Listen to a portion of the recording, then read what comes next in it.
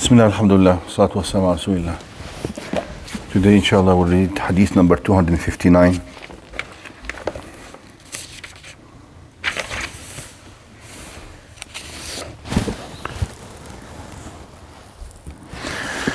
باب الدليل على أن من قصد أخذ مال غيره بغير حق كان القاصد مهدر الدم في حقه وإن قتل كان في النار وأن من قتل دون ماله فهو شهيد. This chapter, the title of this chapter is that the person who seeks to unlawfully appropriate the possession of someone else,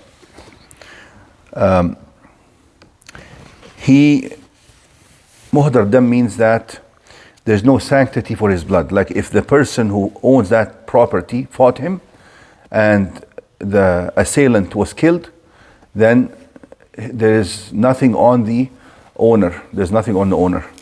Like he is not legally, in Islamic law, he's not legally responsible for the blood of that person who came to steal his property. وَإِن قُتِلَ كَانَ فِي النَّارِ. And if he is killed, he deserves the punishment in the fire of hell. كَانَ فِي النَّارِ doesn't mean that he's going to be in the fire of hell forever and ever. It depends on his belief. If he was a Muslim who believes in Allah, His Messenger and the books, has the basics of Iman, a believer can still do awful things, right? Can still commit sins if his Iman is weak. So if he's a believer but committed such a crime, such as trying to steal someone's property, then he would be punished, or he's deserving of a punishment that is equivalent to his evil deed, but eventually he will be admitted to heaven. But of course, if he is a person who denies Allah, then he's in fire of hell regardless, because of his kufr. And on top of that, the person who disbelieves in Allah and commits evil deeds, he gets an added punishment for the evil deeds he was doing. Just like a disbeliever who did good deeds gets relieved of some of the punishment because of his good deeds. As you know, the hadith that talks about the uncle of the Messenger ﷺ, Abu Talib, who did so many good deeds in defense of the Messenger, but he died as a disbeliever. So he was still in the fire of hell because the disbelief guarantees eternal residence in the fire of hell with no chance of coming out of it. But he was given the lowest level, the most close to the surface level in the fire of hell. Now, وَأَنَّ مَنْ قُتِلَ دُونَ مَالِهِ فَهُوَ شَهِيدٌ. As for the person defending his property, if he is killed, he is considered a shaheed. He is martyred. So he deserves the reward of the shaheed. He is a martyr with regards to the reward in the akhirah, in later life. So he gets the reward of the martyr. But in this dunya, in this life, we treat those who were killed fighting for the sake of Allah in the battle, in the battlefield, those are considered the shaheed, whom we do not wash. We keep them in their clothing with their blood, and we do not have to pray janazah on them. Preferably not to pray janazah on them, according to the practice of the Messenger ﷺ with the shuhada of the battle of Uhud, right? We talked about that before. But he deserves a shaheed, the reward of the akhirah. And that is why the shuhada are classified into shaheed al-dunya wa shaheed al-akhirah, who's considered shaheed in this life and in the next life. And those are the people who die in the battlefield facing the enemy of Islam. من قاتل لتكون كلمة الله هي العليا فهو في سبيل الله. He died fighting for protection of Islam and Muslim land and Muslim religion and Muslim people. While the shaheed who dies in other means, in other ways, such as al-mabtoon, wal-mat'oon, and so on, people who die in epidemics, people who die from painful diseases and so on, those, and wal-mutaraddi, wal-hadm, people who die in collapsed buildings, car crashes, painful death, getting killed like this. He's considered the shaheed in the akhirah, but in dunya we treat him as a regular person, okay, the regular person. Now, and there's also shaheed dunya, and his shahada in the akhirah is diminished, such as the people we talked about before, who died fighting for the sake of Allah, but during their fighting they committed certain sins that do not befit somebody who is performing such a noble act, such as the people who were stealing and looting from the spoils of war. Remember those hadith in which the Sahaba were counting the shuhada? I said, Fulanun shaheed, Fulanun shaheed, Fulanun shaheed. And then they came to somebody, said, Fulanun shaheed. He says, do not say he's shaheed. Although he was killed in the battle, لَقَدْ رَأَيْتُهُ فِي النَّارِ فِي شَمْلَةٍ غَلَّهَا. He say, Messenger ﷺ says he is, of course, he will then receive his reward for the good deeds he did, but he was deserving punishment in the fire of hell for some spoils of war that he stole. You follow? So the Messenger ﷺ, and he was still treated in this dunya as a shaheed. He doesn't get washed and so on. But the title of shahada was not complete for him. He says, لا تقول شيء. Now, so there's only 2 hadiths, I think. 2 hadiths here. عن أبي هريرة جاء رجل إلى رسول الله صلى الله عليه وسلم فقال يا رسول الله أرأيت إن جاء الرجل يريد أخذ مالي قال فلا تعطيه مالك قال أرأيت إن قتلني قال قاتله قال أرأيت إن قتلني قال فأنت شهيد قال أرأيت إن قتلته قال هو في النار. The hadith is narrated by Abu Hurairah. A man came to the Messenger ﷺ and says, O Messenger of Allah, tell me, what should I do if a man came to steal my wealth or my possession? He says, do not give him your money. He says, أخذ مالي, mean my money, my wealth. Do not give him your money. He says, what if he fights me? He says, then fight him back. He says, what if he killed me? He says, if he killed you, then you are a martyr. He says, what if I kill him? He says, he is in the fire of hell. Okay, as we explained. In another hadith, لما كان بين عبد الله بن عمرو وبين عنبسة بن أبي سفيان ما كان تيسروا للقتال فركب خالد بن العاص إلى عبد الله بن عمرو فوعظه خالد فقال عبد الله بن عمرو أما علمت أن رسول الله صلى الله عليه وسلم قال من قتل دون ماله فهو شهيد. This hadith relates to a story, conflict that happened between Abdullah ibn Amr ibn al-As, one of the Sahaba, and another man. His name is Anbasa ibn Abi Sufyan. Anbasa ibn Abi Sufyan, he is the brother of Muawiyah ibn Abi Sufyan, the Sahabi.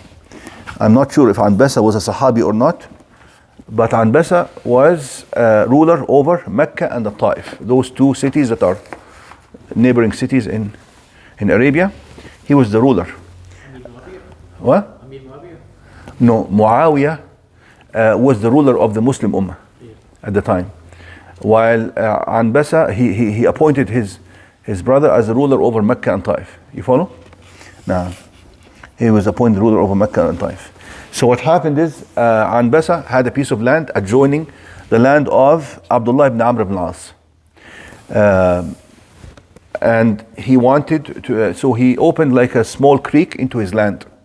Apparently the creek was bringing too much water, so what he wanted to do is, and there was a wall separating the 2 lands. He wanted to make a hole between the 2 lands so as to drain the excess water into the land of Abdullah ibn Amr ibn al-As. Abdullah ibn Amr ibn al-As did not agree to that. And you have to know that Anbasa was the ruler at the time.